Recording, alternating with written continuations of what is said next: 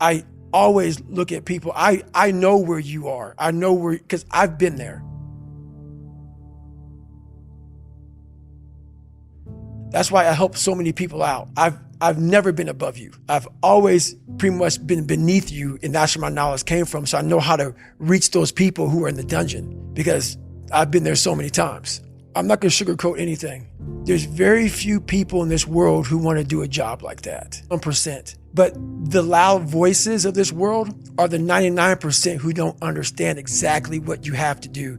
That's why when I speak and you don't understand me, it's probably a good thing, because that probably means I'm in an area of life that you're not in, which is fine. That's why I don't judge people unless you've been there and done that, and you really can't speak about it unless you're in those situations that are so hard that it takes a special human being to get through them. And that's why I don't try to convince people otherwise. I understand that why you're confused. I'm not saying anything bad about that. I understand it. But also, what you don't understand, what you fail to understand, is the other side, that you need people like that. You need the Elon Musks. You need the David Goggins. You need some of these Navy SEALs, some of these other people. You need those people. Hardness, mental hardening, mental toughness, it's a perishable skill. Just because you went through some training once and you got through it doesn't mean it lasts fucking forever. And that's where most people hated me in my life, because I realized that. You don't just say, oh, I got it, I'm checked off, I'm good for the rest of my life. That's why you have recall. You recall on fucking everything. And you definitely must recall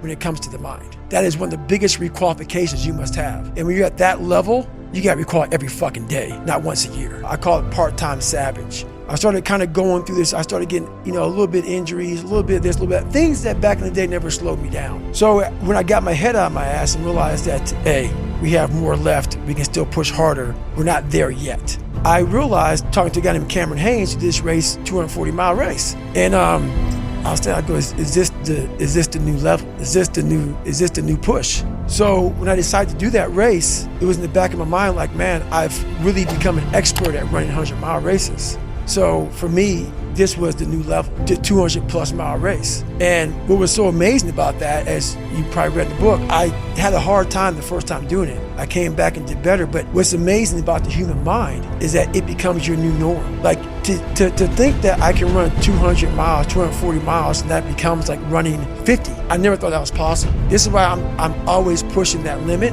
because I know that within pushing these limits, there's always more. So I end up doing almost like back-to-back 200-mile runs. When the 200-mile race, 240-mile race was hard at once, it became something that was very easy after I figured it out.